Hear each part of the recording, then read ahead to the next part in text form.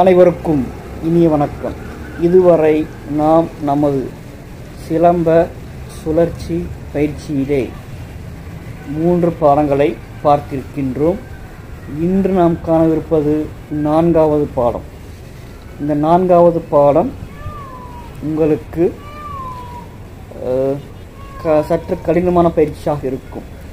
இதுவரை நீங்கள் பார்த்த பயிற்சிகள் எல்லாம் உங்கள் கையோடு பிடித்து சுற்றக்கூடிய பயிற்சியாக இருந்திருக்கும். இப்பொழுது உங்கள் கையை விட்டு சற்று இந்த கம்பினை அல்லது இந்த சிலம்ப கோலினை நாம் சுழற்றுகின்ற பயிற்சியாக அமையும். இதுவரை நீங்கள் பார்த்தது இவ்வாறான சுற்றுமுறைகள் தான் பார்த்திருப்போம். பாருங்கள், இவ்வாறான சுற்றுமுறைகள் தான் பார்த்திருப்போம். நாம் இப்பொழுது காணவிருப்பது இதை கடந்து சுற்றுகின்ற பயிற்சி. அதாவது பாருங்கள், இவ்வாறு விட்டு பிடிக்க வேண்டும். இதுதான் இன்று நாம் காணவிருக்கின்ற 4வது நிலை பயிற்சி. இந்த பயிற்சியின் முக்கியத்துவம் என்னவென்றால், சிலம்பத்தை நீங்கள் கற்கும் பொழுது சிலம்பம் உங்களுக்கு எப்பொழுது கை கொடுக்கும் என்றால், உங்கள் உடலோடு உடலாக, உங்கள் உயிரோடு உயிராக, உணர்வோடு உணர்வாக இந்த சிலம்பத்தை நீங்கள் உணரும் பொழுதுதான் சிலம்பம் உங்களுக்கு கை கொடுக்கும். எப்படி நம் கண் இமைகள் கண்களில் தூசி படு என்ற எண்ணம் தோன்றும் பொழுதே அந்த கனப்பொழுதில் கண் விழிகள் இமைகள் மூடுகின்றதோ கண்களை பாதுகாப்பதற்காக, அதை போல இந்த சிலம்ப கம்பானது நம்மை தற்காப்பதற்காக சட்டென தடுப்பதும் சட்டென தாக்குவதும் எப்பொழுது அமையும் என்றால், நம் உடலோடு உயிரோடு உணர்வோடு இந்த சிலம்ப கம்பானது இயங்கும் பொழுதுதான் அத்தகைய ஒரு பிடிமானம் ஏற்படும். அதற்காகத்தான் இத்தகைய பயிற்சிகள். பாருங்கள், இப்பொழுது கம்பினி இவ்வாறு பிடித்துக்கொண்டு சுழற்றுகின்றோம். 1, அதே போல் இந்த கையிலே 2, 1, 2. இவ்வாறு செய்த பயிற்சியைத்தான் நாம் இப்போது எப்படி செய்கிறோம்? பாருங்கள், இப்படி சுற்றி 1, 2 இவ்வாறு பிடிக்க வேண்டும். இந்த பயிற்சியை நீங்கள் தொடர்ந்து செய்ய வேண்டும்.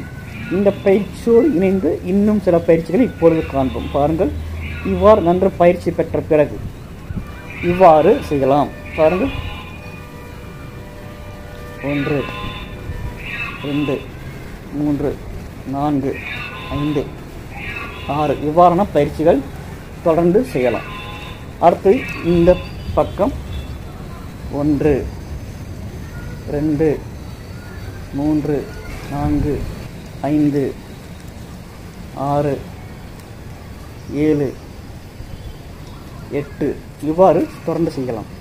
பாருங்கள், இப்பொழுது வேகமாக செய்கிறேன்.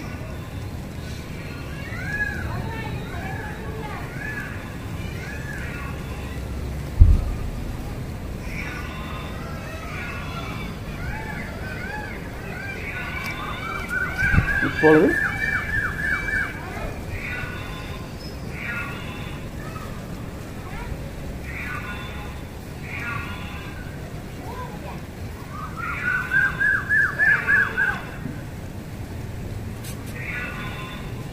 இவ்வாறு நீங்கள் தொடர்ந்து பயிற்சி பெற வேண்டும். இந்த பயிற்சியின் அடுத்த நிலையாக எவ்வாறு அமையும் என்று பார்த்தீர்களேயானால், பாருங்கள், அடுத்த நிலை செய்து காண்பிக்கிறேன்.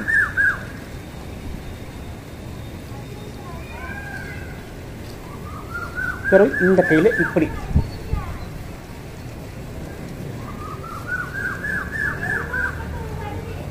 அதே போல் இந்த புறம் இப்படி,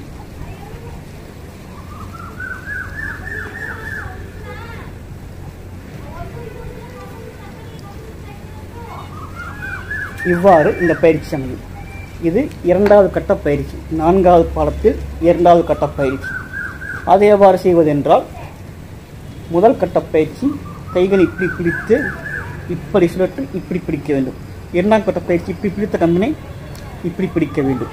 பாருங்கள், முதற்கட்ட பயிற்சி இப்படி பிடித்து இப்படி பிடிப்பது, அடுத்த கட்ட பயிற்சி இப்படி பிடித்து இப்படி பிடிப்பது. இதனை எவ்வாறு செய்கிறோம் என்று பாருங்கள். 1 2 1 2 1 2. அதே போல் இந்த கையிலும் 1 2 1 2 1 2. இப்பொழுது இந்த இரு பயிற்சிகளையும் தொடர்ந்து வேகமாக இப்படி செய்யலாம் என்று பாருங்கள். 1 2 3 4 1 2 3 4 1 2 3 4 1 2 3 4. பார்த்தீர்கள் என்றால் புரியும். 1 2 3 4 1 2 3 4. இவ்வாறு இந்த பயிற்சியை தொடர்ந்து மேற்கொள்ள வேண்டும். இந்த பயிற்சிகள் அனைத்தும் உங்களின் உடலையும் உங்களின் உள்ளத்தையும் உங்களின் சிந்தனையையும் ஒருமுகப்படுத்தி உங்களை சிறந்த ஒரு போர்க்கலை வீரனாக மட்டுமல்லாமல் சிறந்த மனிதனாகவும் மாற்றும் என்பது எல்லளவும் ஐயமில்லை. தொடர்ந்து பயிற்சி செய்யுங்கள்.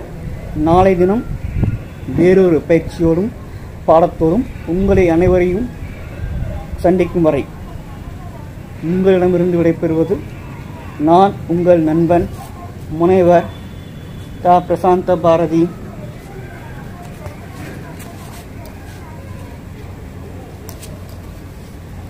கணிதவியலாளர். நன்றி, வணக்கம்.